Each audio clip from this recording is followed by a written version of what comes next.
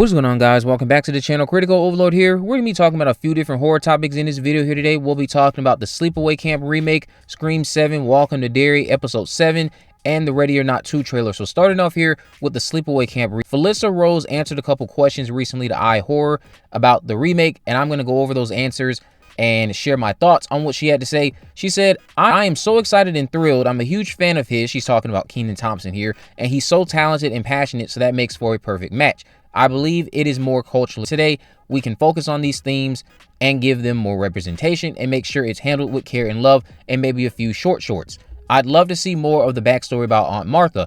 I don't think she's alone in that. I think a lot of people would love to see more about Aunt Martha. Me personally, I could do without. Aunt Martha, just like other characters, they are intriguing because you don't know so much about them. Now, you can dive into her a little bit more, but don't overdo it. That's all I ask. She said, I believe the true story begins with her. I believe having a conversation, especially after seeing the movie, is always so powerful. I believe Sleepaway Camp will always be great and that we can start with talking about these topics. It's critical for us as a society to open our hearts and communicate with each other. She also didn't rule out appearing in the movie, but these were some nice comments. I believe if you don't lecture your audience with these very important subjects, most people will be open to whatever this new approach is. The problem with Hollywood that I've noticed is that when people make it clear they don't like being lectured or preached to, they don't want any of that, they take this 0.5% of trolls and actual waste of semen and assume everyone else criticizing the product is just like that minority of fools because they cannot accept that their movie or show is just straight up ass to 99% of the people consuming it. They can't take that, so then they take this 1% or 0.5% of actual waste of semen and say, well, this is what all of you are like. And it's like, no, your shit stinks and you need to do a better job creating content for the public to consume. I'm really curious to see how they tackle this movie in the modern era and what updated twists we get, if any.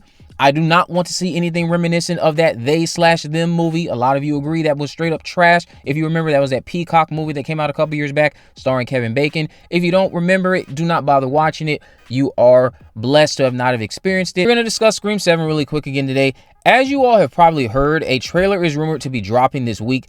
Now, I don't think that is happening. But then again, I didn't think it was happening before with the one that we got in October, so you never know.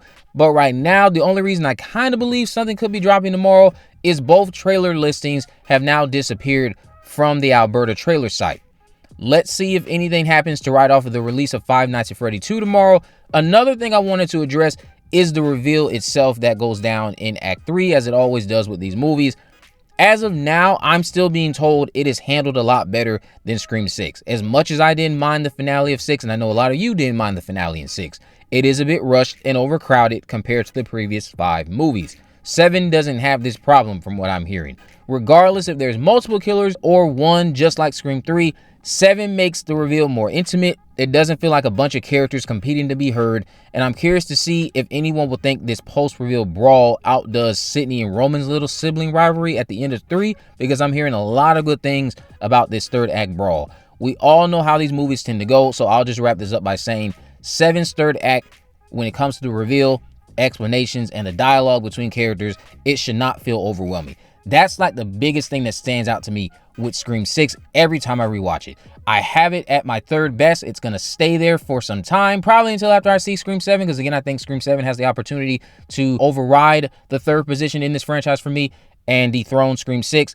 But when I rewatch Scream 6, the biggest problem to me is it just feels overcrowded and overwhelming with the reveal. There's too many people. As much as I loved the Baileys, I loved them to death, one of them should have been dead by the time we got to Act 3, and judging from how the movie was executed, we all know which Bailey that should have been. Now, let's talk about Welcome to Derry. So, Welcome to Derry, Episode 7, absolutely blew me away. I watched it last night. If you follow me on Twitter, you probably already know that. It's an emotionally draining experience for multiple reasons. I think you guys are going to love it when it airs this Sunday. Bill Skarsgård delivers his best performance in the series during this episode. I'd say his best performance across the movies and the series is in Episode 7 so far. The losers encounter a very heartbreaking revelation, and periwinkle stuff gets even more interesting, and that person just remains delusional. Exceptionally paced as always, especially during the sad moments scattered throughout this episode. They really let you feel the pain of these characters. The The cliffhangers keep getting wilder, so expect episode 7 to end in another shocking way to set up the season finale.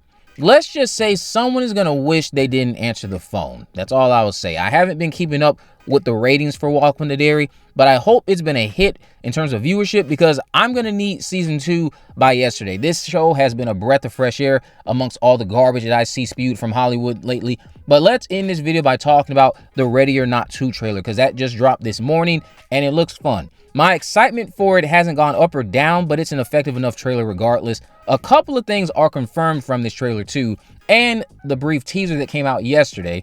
I previously stated that Samara and Catherine are playing sisters. I reported this back in September. That got confirmed today. Elijah Wood's character in this trailer tells another to kill the sister when Grace refuses to play, and when they say that line, they unmask Catherine Newton to imply that, of course, she is playing Grace's sister. More recently, I shared that most of the film unfolds at the Danforth estate. A more accurate description, though, is it unfolds at their country club. You can actually see the Danforth name highlighted on one of the stills that's been released. A teaser from yesterday confirmed that Sarah Michelle Gellar will be playing a character, Ursula Danforth. Sean plays her brother, Titus Danforth, and you can hear this location of the film being confirmed by Sarah Michelle Gellar herself when she says, "Welcome to our home," in the trailer. We also discovered Catherine Newton does in fact play a character named Faith, who again is supposed to be Grace's sister. Another element that is confirmed is the head of the table position being on the line that I previously mentioned. Multiple High Council families are competing to control everything, as this trailer puts it. So another scoop confirmed moment for the guy who just loves to make shit up. And if you pause it just right, you can see the Gen V star I previously teased as well. But the trailer was fine. My favorite moment from it was when Kevin Durant's character blew up. So as you can see, he's part of the game clearly if he's blowing up, but he broke the rules, so he doesn't get to play for long because he's not even featured in the rest of this. Well, he doesn't actually appear very much until the end of the trailer, if I'm remembering correctly. I watched the trailer a couple times. I can't remember if he was at the start or end. But when he appeared, he definitely blew up, implying that he's doing something wrong, and he is doing something wrong. He broke the rules. What did you guys think about the Ready or Not 2 Here I Come trailer? Let me know all your thoughts down in the comment section below. Are you excited that Catherine Newton and Samara Weaving will be playing sisters? Let me know why or why not down in the comment section below. If you haven't already, of course, make sure you subscribe. Turn on post notifications so you can never miss a video. In the description, I have links to all of my social media accounts. I'm on Facebook, Twitter, and Instagram. You can message me there, of course. Let me know if there are any movies, news, or reviews you would like me to cover in the future. And with all that in mind, guys, I will see you in the next video.